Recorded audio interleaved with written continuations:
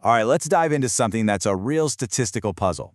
On the surface, yeah, it's about abortion rates. But when you dig just a little bit deeper, you find it's really a story about how our everyday life circumstances, not our identity, can lead to completely different outcomes. So, it all kicks off with a disparity that really challenges some of our most common assumptions. We tend to group people into these big categories, but the data here tells a much more nuanced story. It kind of forces us to look way beyond the labels. So here's the big question, the real head-scratcher. Why in the world are abortion rates for U.S.-born Black Americans so different from the rates in Black immigrant communities? We're talking about folks who share a racial identity, but whose stories, statistically, look worlds apart. The answer?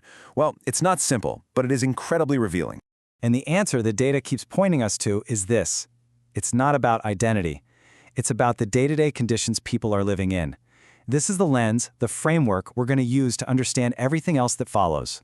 And this quote just hits the nail on the head. What the data is telling us is that when the life conditions of two groups are really different, their outcomes are going to be different too, even if they share the same racial background. It's a huge shift in perspective, away from who people are and toward the circumstances they actually face every day. So you're probably asking, what conditions are we talking about? Well, the data points to 6 key societal drivers that, when you put them all together, really start to solve this puzzle. Let's break them down one by one. First up, we have family structure, and the research says this is the single strongest driver of them all. It has a massive correlation with pregnancy outcomes, and you're about to see just how stark the contrast is. And you can see that contrast laid out right here. On one side, for U.S.-born Black Americans, you see higher rates of non-marital births and sometimes less stable living situations. That, pretty logically, often leads to economic uncertainty when a child comes along. But then, on the other side, Black immigrant communities tend to have much higher marriage rates and these really strong family safety nets, which creates a more stable environment where having kids within a marriage is just more of the norm.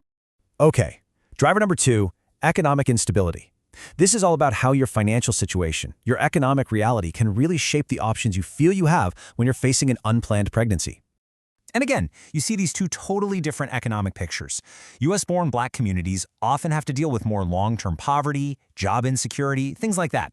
So the decision often boils down to this very immediate, very practical question. Can I afford this right now? In contrast, a lot of Black immigrants come to the U.S. with education or work visas, which gives them a bit more stability from the get-go. It just means you're making fewer decisions that are driven purely by a financial crisis. All right, our third driver might sound simple, but it's a huge deal. The average age when pregnancy happens.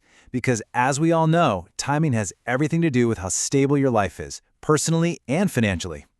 I mean, look at this. For U.S.-born Black Americans, you see higher rates of pregnancy in the teens and early 20s, a time when, let's be honest, almost none of us have our feet totally under us.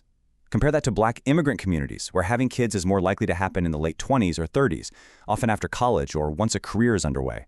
It just points to a different level of overall readiness. And this leads us right into our fourth driver, the cultural framing of pregnancy. This is all about how a community sees the responsibilities that come with having a baby. Is it a solo mission or a team sport? You've got these two fundamentally different mindsets. Within many U.S.-born Black communities, the decision is often framed as an individual's responsibility. A personal economic math problem. But in many Black immigrant cultures, a pregnancy is seen as a huge family event, a communal responsibility. So it makes sense that this would lead to very different default decisions when you're under the stress of an unplanned pregnancy. Number 5 is religious participation. And this is a really important distinction.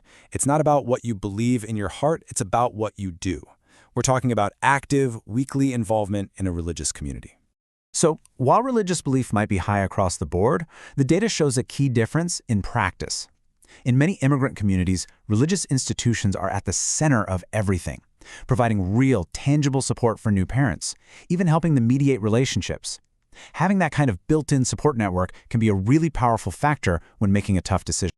And our final driver is trust, specifically trust in big institutions like the healthcare system. And this one is rooted deep in some very different historical experiences. For U.S.-born Black Americans, there's a deep and frankly historically justified mistrust of the medical system. But for many immigrants, their point of comparison is the healthcare they had back home. So for them, the U.S. system could often seem more accessible and trustworthy. And what that means is they might engage with things like prenatal care earlier and more consistently, which can help head off a crisis before it starts. Okay, so we've gone through the 6 drivers, but it's just as important, maybe even more important, to talk about what this data does not show. We've got to clear up a few common misconceptions right now. Let's be super clear here. The data shows absolutely no evidence that this disparity is because of some kind of bias happening inside the healthcare system.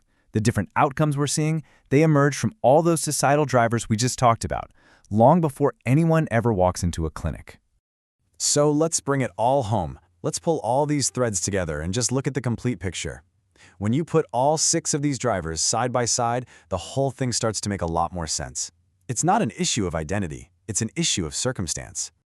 And this table just lays it out perfectly. It shows the cumulative effect of it all. Just look down the columns. For US-born Black Americans, you see this pattern: lower marriage rates, less stability, younger age at pregnancy, weaker safety nets. For Black immigrants, you see pretty much the opposite. It's like each one of these factors adds another layer. And when you get to the very bottom line, that difference in the abortion rate, well, it becomes the understandable result of all these conditions stacked on top of each other. This is really the whole story in one sentence. These rates aren't just happening in a vacuum. They are a reflection, an output of all those surrounding conditions we talked about: family, money, culture, support. They are a symptom, not the actual disease. And that's where we'll leave it with this really big question. If it's the underlying conditions that are truly driving these different outcomes, what does that tell us about where we should be focusing our energy if we want to find real solutions?